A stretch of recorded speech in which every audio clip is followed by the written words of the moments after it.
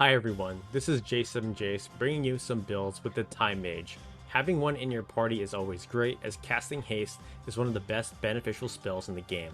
It doesn't cost a lot of MP, and it's quick to cast as well. Slowing and immobilizing enemy targets can help turn the tide of battle as well, especially if certain enemies can do insane damage. Just make sure your faith is higher for better results, for more successful time magic casts. In terms of being offensive, I never took a liking to their damaging spells like Graviga and Meteor. Even though Meteor is very flashy and a cool looking magical spell, I don't recommend it as it's way too slow even when having swiftness on.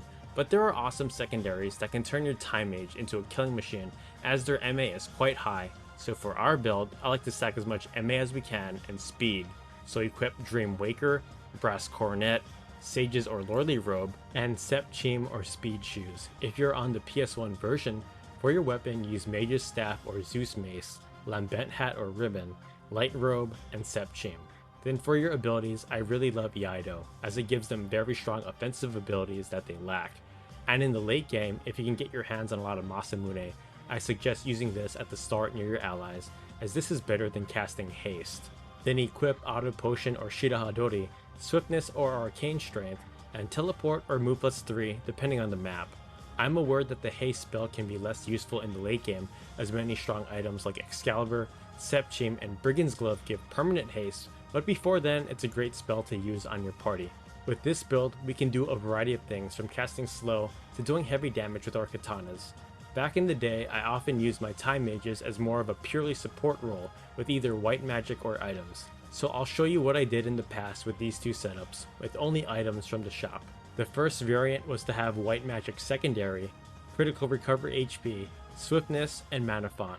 Then to equip items that gave a mix of HP, MA, and MP, so Mage's Staff, Lambent Hat, Luminous Robe, and Mage Power Glove. You'll be able to heal pretty well and pretty fast with your magic, and it's a pretty good setup before getting the rare poaching items. For the second build, sub Lambent Hat for Thief's Hat, Luminous Robe for Black Costume, and Mage Power Glove for Speed Shoes. Then for our abilities, items, Shirahadori, throw items, and move plus 2. These aren't the greatest builds for the Time Mage, but it was something I had a lot of fun with back in the day for a real specific support role. Now before I get done with the video, I gotta show the ultimate killing Time Mage.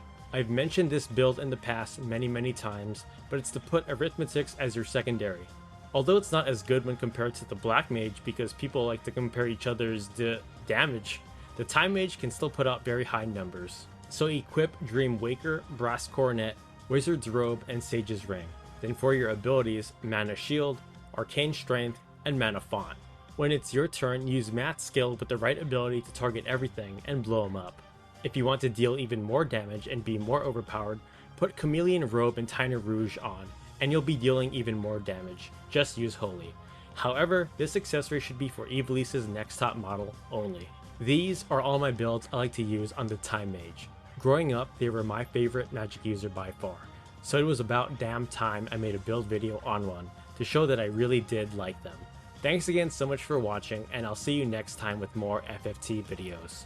Take care.